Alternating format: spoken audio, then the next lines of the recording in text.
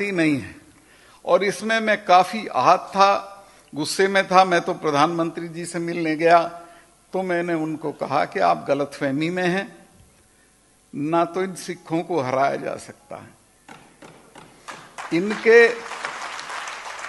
गुरु के चारों बच्चे उसकी मौजूदगी में खत्म हो गए थे, लेकिन उसने सरेंडर नहीं किया था। और ना इन जाटों को हराया जा सकता है। और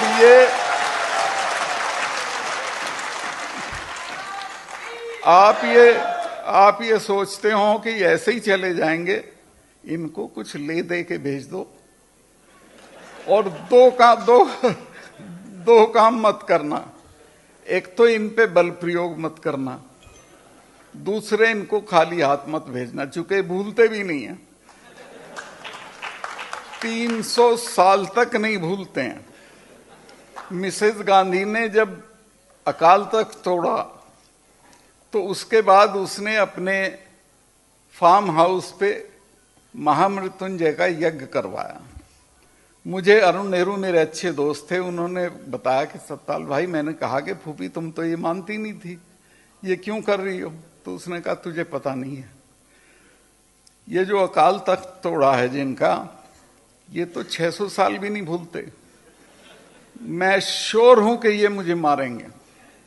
मैंने इंदिरा जी को ये इल्हाम था कि मारेंगे और उन्होंने मारा। जनरल वैद्या को उन्होंने पूना में जाके मारा, जनरल डायर को लंदन में जाके मारा। तो मैंने ये भी कहा कि इन कौमों की पेशेंस का टेस्ट मत लो। परसों के एक डिस्कशन में 2 जनरल्स ने कहा है कि इस किसान आंदोलन का असर भारत की सेनाओं के ऊपर भी पड़ रहा है। कुछ भी हो सकता है। आज आप ताकत में हो, घमंड में सब कर रहे हो, लेकिन आपको ये पता नहीं इसके क्या क्या नतीजे हो सकते हैं। कारगिल होता है तो इन्हीं किसानों के 20-20 साल के लड़कों को उस पे चढ़ा देते हो पहाड़ी पे। कारगिल में मैं ये मानता हूं कि सरकार की असफलता थी कि कारगिल में वो लोग घुसे, और उसका दाम हिंदुस्तान के किसानों के बच्चों ने चुकाया। 20-20 साल के बच्चे, दुनिया में कोई ऐसी लड़ाई नहीं हुई कि दुश्मन ऊपर बैठा और आप नीचे से रेंगते हुए जा रहे हैं और गोली खा के चिड़िया की तरह मर रहे हैं।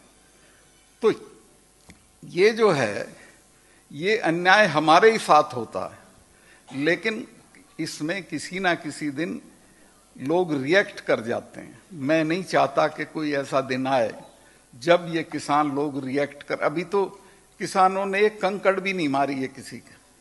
वो जो कहते हैं कि जी लाल किले वाली घटना, उसका किसान आंदोलन से कोई ताल्लुक नहीं था। वो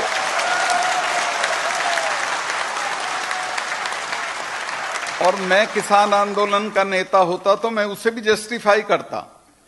किसान लाल किले पे झंडा फहराने का अधिकार सिर्फ प्रधानमंत्री को है, लेकिन उसके बाद अगर किसी को है तो आप जानते होंगे कि आपके तो गीतों में, बातों में, किस्सों में लाल किला ले लिया, लाल किला लेंगे, यही आता है ना। भरतपुर माने लाल किला।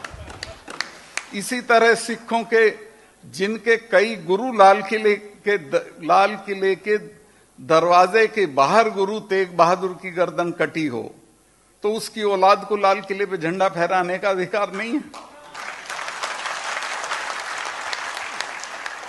और आप जितना भी लोकगीत हैं, कहानी है, किस्से हैं, उसमें सिखों और जाटों का एक ही रहता है, लाल किले पे जाना है।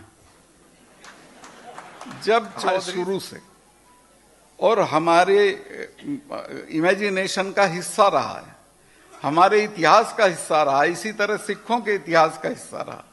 प्रधानमंत्री के अलावा अगर किसी को अधिकार है उस पर झंडा फहराने का, तो वो हमें है। उसमें मुझे कोई शर्मिंदगी का एहसास नहीं होता अगर हमारा कोई लड़का लाल किले पे झंडा फहराया है। उस जगह तो नहीं फहराया जहां प्राइम मिनिस्टर ने फहराया था। एक तरफ एक खंबा था, उस पे टांग दिया था उन्होंने, और तुमने ऐसा बना दिया कि जैसे बड़ा खतरनाक काम हो गया, देशद्रोह का काम हो गया। ये सब मत करो।